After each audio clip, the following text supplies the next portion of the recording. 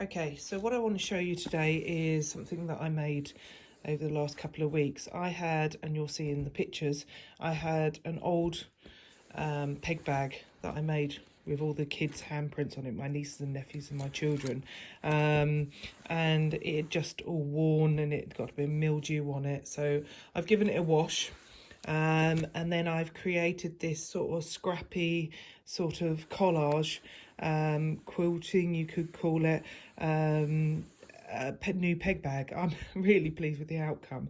But what I'm going to do is show you in simple form how to actually get this this process, have a go at this during this process. Okay, so that's my end product, but in simpler form. You start off with a load of basically scrappy bits of leftover material. Obviously I've gone with a vintage one, and you could just use fat quarters. For the one that I've just completed, I used 1/2 metre of fabric for it, but actually you probably could get away with a fat quarter with something like that. So I've got all these scrappy bits of fabric.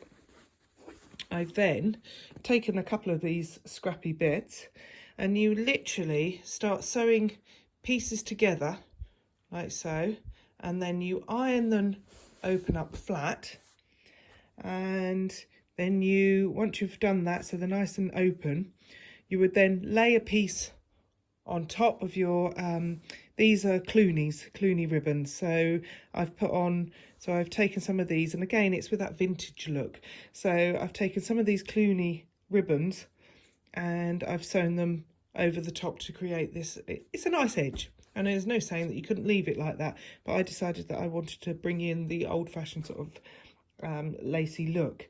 So once you've done that, you open it up, you'd then sew your piece of lace across the top like so. Okay, obviously these are just quick scrappy little bits, and then you'd just continue doing that. So I'd just sew this other line. I would have, obviously that piece would have been sewn over the top of there previously.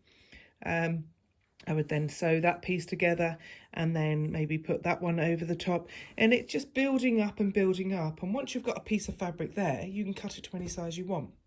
Now I'm going to do it with these pieces, and I'll put it all on hold because obviously you don't need to see me sewing it all together.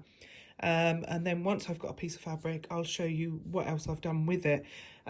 Obviously with this piece, I incorporated these cutouts as I went along, and obviously thinking about how I would shift them so they would all end up quite square.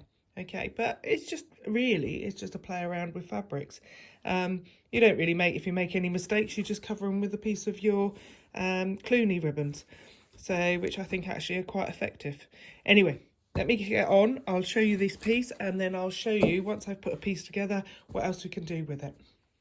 Okay, so all the pieces are now put together, as you can see. Just be really careful when you put them together, you're putting 2 straight lines.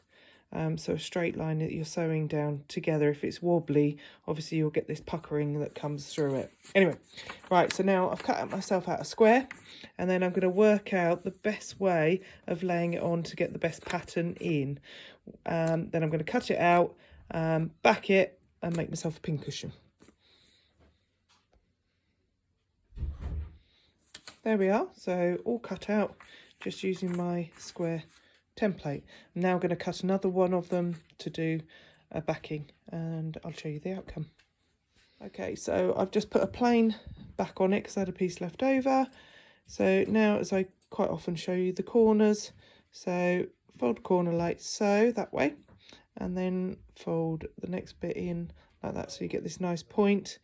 When you come to turning it through, you hold that corner in place, and then you can push it through so you get this really nice corner. If I pull it out like so.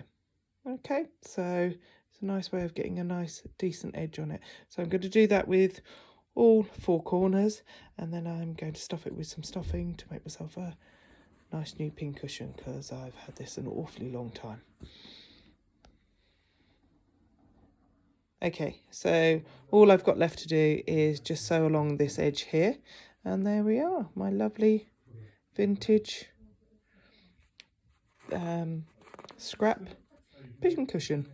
Okay, I've even taken the stuffing out of the old one and put it into this one. So, and then I've just got to put all my pins, which are there, back in again.